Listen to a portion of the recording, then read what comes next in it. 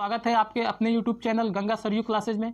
दोस्तों आज हम अपना दूसरा वीडियो लेके आए हैं राज्य पुनर्गठन आयोग। दोस्तों आप लोग मेरा पहला वीडियो देखे भारतीय संविधान का भाग 1 जो कि बहुत ही अच्छा लगा।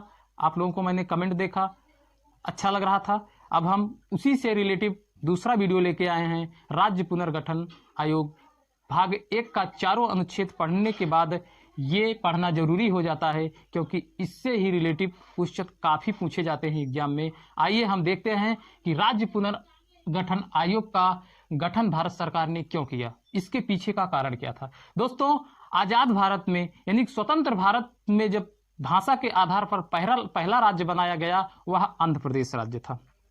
1 अक्टूबर 1953 में भाषा के आधार पर आंध्र प्रदेश राज्य का गठन किया गया। आंध्र प्रदेश राज्य का गठन किया गया। तब ये क्वेश्चन बहुत ही इंपॉर्टेंट है, ये कई बार एग्जाम में पूछा गया है जो है। अब दोस्तों जब ये गठन हो गया तब अन्य भाषाई लोग ने अपनी मांग को रखने लगे कि हमारा भी राज्य जो है भाषा के आधार पर होना चाहिए। तब उनकी बातों की अवहेलना ना करते हुए भारत सरकार ने एक आयोग का बनाया जिसका नाम था राज्यों का पुनर्गठन आयोग। देखते हैं राज्यों के पुनर्गठन आयोग का गठन कब हुआ, उनके अध्यक्ष कौन थे, उनमें सदस्य कितने थे और इस गठन का सुझाव क्या था इन भाषाई राज्य के क्षेत्र में उनको दर्जा देने के लिए। आइए हम सबसे पहले इनके अध्यक्ष की और गठन की बात करते हैं। दोस्तों इनका गठन जो हुआ था वह गठन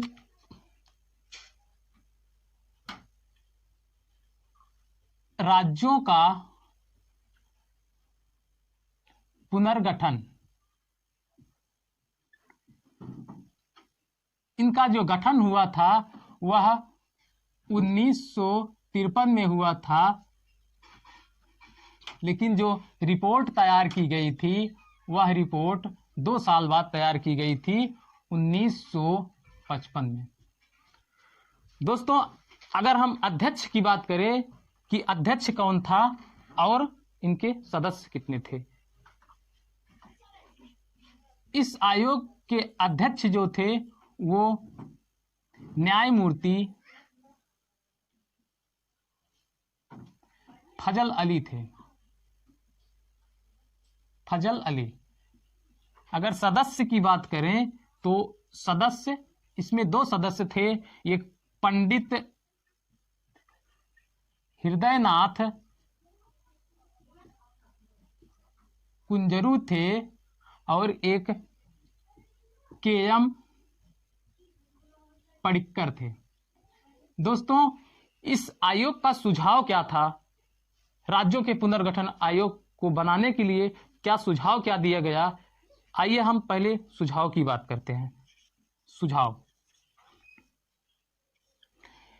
सुझाव में यह कहा गया कि राज्यों का वर्गीकरण जो ABCD के आधार पर है इनको खत्म कर दिया जाना चाहिए और 14 राज्य और 3 केंद्र शासित प्रदेश होना चाहिए।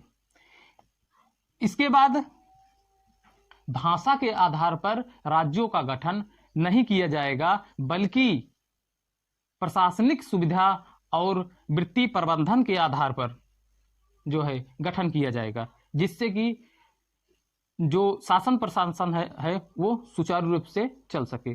दोस्तों ये सुझाव जो है वो राज्य पुनर्गठन आयोग के द्वारा दिया गया। इसमें जो एग्जाम में क्वेश्चन पूछे जाते हैं कि राज्य पुनर्गठन आयोग के अध्यक्ष कौन थे, ये दोस्तों ये क्वेश्चन बहुत ही इंपॉर्टेंट है, ये कई बार एग्जाम में पूछा गया है, आप लोग इसको रख लीजिए। और आता है कि राज्यों का पुनर्गठन कब हुआ था, 1953 में रिपोर्ट इनकी 1955 में तैयार की गई थी। ये इंपॉर्टेंट क्वेश्चन है, इसको आप लोग जरूर ध्यान से पढ़ लीजिएगा। दोस्तों ये होने के बाद 14 राज्य 3 केंद्र शासित प्रदेश बनाए जाने के बाद संविधान में संशोधन 7वां संविधान संशोधन 1956 में किया गया राज्य पुनर्गठन अधिनियम। आइए हम देखते हैं राज्य पुनर्गठन अधिनियम में क्या किया गया है। दोस्तों, राज्य पुनर्गठन अधिनियम 7वां संविधान संशोधन 1956 में क्या कहा गया, हम देखते हैं इसको। राज्य पुनर्गठन अधिनियम, राज्य पुनर्गठन अधिनियम 1956। दोस्तों, 7वें संविधान संशोधन 1956 में कहा गया कि राज्यों का वर्गीकरण ABCD तो समाप्त कर दिया गया, लेकिन 14 राज्य और 6 केंद्र शासित प्रदेश बनाए गए।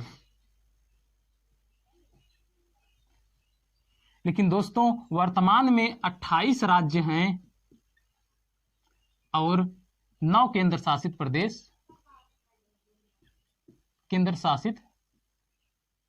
प्रदेश हैं। ये जानना बहुत जरूरी हो जाता है।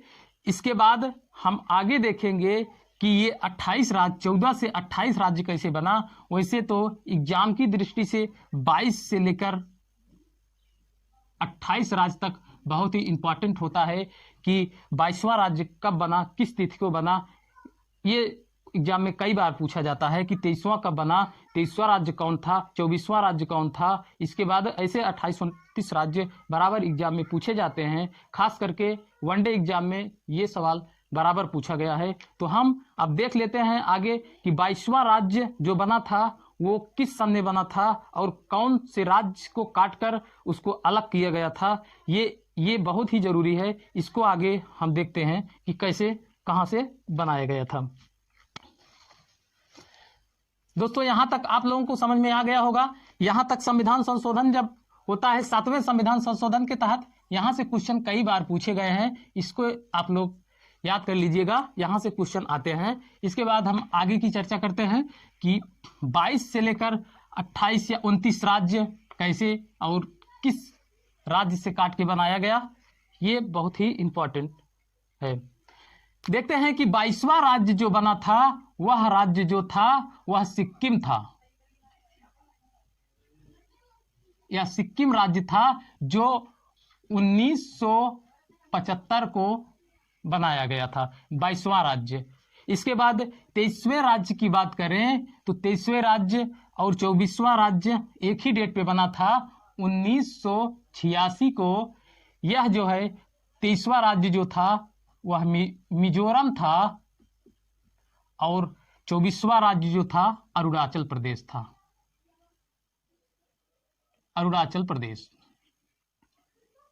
दोस्तों, ये जो राज्य था एक ही डेट पे बनाया गया था, 23 और 24। अगर 25वें राज्य की बात करें तो 25वां राज्य जो है गोवा था, जो पहले केंद्र शासित प्रदेश था, लेकिन इनको पूर्ण राज्य का दर्जा जो है 1987 में दे दिया गया था। अगर 26वां राज्य की बात करें तो 26वां राज्य जो था वह था बिहार से छत्तीसगढ़ को अलग किया गया था। मध्य प्रदेश से, एमपी से छत्तीसगढ़ को एक नया राज्य बनाया गया था। वो जो बना था वह 1 नवंबर सन 2000 में बना था। ये हुआ 26वें राज्य की बात। एमपी से इसको छाट के अलग कर दिया गया, एक नए राज्य का दर्जा दे दिया गया छत्तीसगढ़ 1 नवंबर सन 2000 को। अब हम 27वां राज्य जो बना वह 27वां राज्य था उत्तराखंड। उत्तराखंड जो था वो पहले उत्तर प्रदेश में ही था, उसको 1 नवंबर सन 2000 को जो है यूपी से अलग करके उत्तराखंड बनाया गया था। दोस्तों, उसी प्रकार से जो है हम ऊपर से देख लेते हैं, इसको ऊपर से मिटा देते हैं। इस तरह 26 हो गया। 28वां राज्य जो है बिहार से झारखंड को अलग किया गया, बिहार से झारखंड को अलग किया गया था। यह अलग किया गया था जो है 15 नवंबर सन 2000 में। अब हम अगर बात करें जो 29वां राज्य बनाया गया था वह आंध्र प्रदेश से तेलंगाना को अलग किया गया था। 29वां राज्य आंध्र प्रदेश से तेलंगाना, यह 2 जून 2014 को। दोस्तों यहां से आप लोग पढ़ लीजिएगा, क्योंकि यहां से क्वेश्चन कैसे आते हैं हम आप लोगों को बताते हैं। जैसे यहां से क्वेश्चन पूछा जाता है कि वह कौन सा राज्य था जो 25वां राज्य बना था, तो दोस्तों यह गोवा था। यानी कि यहां से भी आता है कि एमपी से छत्तीसगढ़ कब अलग किया गया और कौन सा राज्य बनाया गया था और किस नंबर पे वह राज्य था। 22वां से लेकर जो है वो 28-29 तक बहुत ही इंपॉर्टेंट है। दोस्तों इसको आप लोग अच्छे से तैयार कर लीजिएगा, ये बहुत ही इंपॉर्टेंट चैप्टर है। आप लोग मेरे वीडियो को सब्सक्राइब करिए, शेयर करिए और कमेंट करिएगा अगर अच्छा लगा हो तो। दोस्तों धन्यवाद।